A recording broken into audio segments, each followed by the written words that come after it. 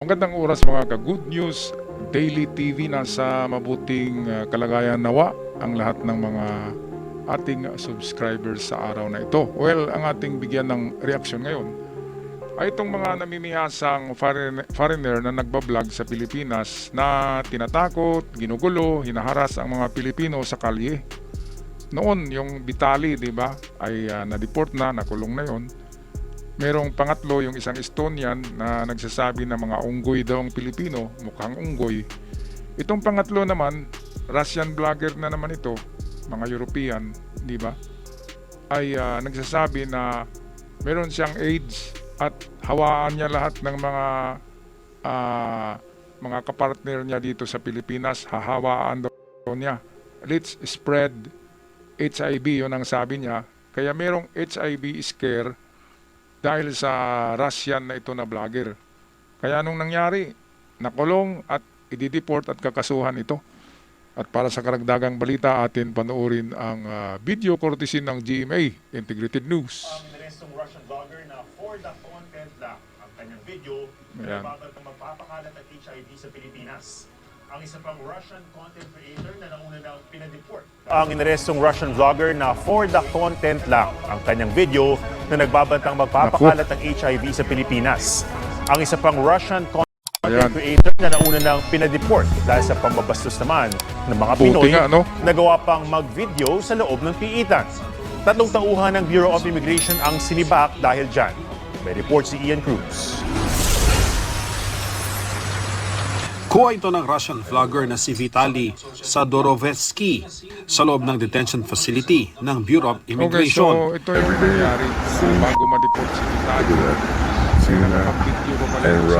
Sa kanyang social media, ipinasilip ni Vitali ang buhay niya sa loob ng piitan. Sisira naman ang gobyerno ng Pilipinas dahil talagang masama ang mga video na ay talagang sasama ang image ng ng BJMP, ng Bureau of Jail Management. Kaya tinanggal daw sa serbisyo yung 3 daw yung natanggal dahil sa special treatment ng mga ng mga personnel ng BJMP, tanggal dahil sa pagbigay ng cellphone kay Vitali. At palagi pa lang nagbo-vlog doon sa loob hindi lang natin alam. Kaya yun, tanggal. At ito, nakalabas na, nakauwi na ng Russia at maligaya na naman itong Vitali. Pero at least nakatikim siya, 2 buwan yata sa kulungan. Ngayon, meron na namang isang Russian vlogger, yun ang ating panoorin ngayon. Matapos arestuhin noong April 2025 dahil sa panggugulo at pambabastos sa mga Pinoy para sa kanyang vlog. Ipinost niya ang mga video matapos ipa-deport nitong weekend at matapos arestuhin noong April 2025 dahil sa panggugulo at pambabastos sa mga Pinoy para sa kanyang vlog. Ipinost niya ang mga video matapos ipa-deport nitong weekend at makauwi ng Russia. Just landed in Russia. It's minus 34 Celsius. I'm free, baby! Blacklisted na sa Pilipinas si Vitali. Pero ang tanong ngayon, paanong nakapag-record pa ang vlogger habang nasa piitan? Sabi ng Malacanang, sinibak na sa pwesto ang ilang tauhan ng Bureau of Immigration dahil dito. 3 po natanggal na immigration official because of that at marami po na-confiscate ng mga cellphones. Pero kung meron pa pong iba na maaaring masabi natin na nagkakaroon ng kakulangan, paiimbestigahan pa po ito at kailangan matanggal ang dapat na matanggal sa posisyon kung mayroon pang abuso. Kuha raw ang video Okay, so ng ito unang na si bahagi ng Nikita detention ni Vitali. Sa condominium unit naman na ito sa Quezon City, natunto ng mga taga-immigration ang Russian vlogger na kinilalang si Nikita Shekov. Binabas siya ng mga Pilipino at dahil doon sa pagbasing sa kanya na meron daw siya AIDS, kaya ang ginawa niya ay lalong tinatakot niya ang mga Pilipino na sabi niya, oo nga, meron akong AIDS at ikakalat ko ito sa buong Pilipinas dahil may itsura pugi ito kaya papatulan talaga to ng mga chicks kahit libre lang, diba? Magpapalahi nagpapalahi yung ibang mga chicks natin at siyempre maraming nadali nito ng mga chicks at nagkaroon ng HIV scares dahil sa sinabi niya na let's spread virus. Kaya ito panoorin natin.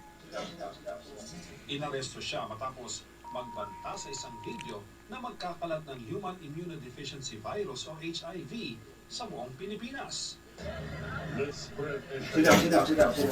Inaresto siya matapos magbanta sa isang video na magkakalat ng Human Immunodeficiency Virus o HIV sa buong Pilipinas.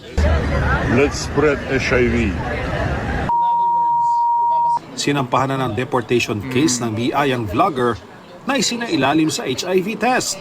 Negative po siya sa HIV, negative po sa lahat ng STD.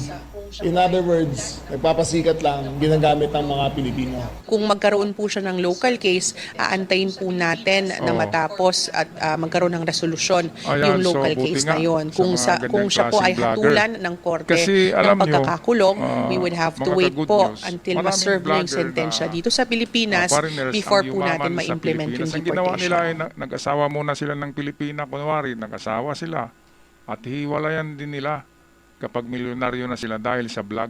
Kasi ang mga Pilipina na yan ay tumutulong din sa kanila sa pag-video.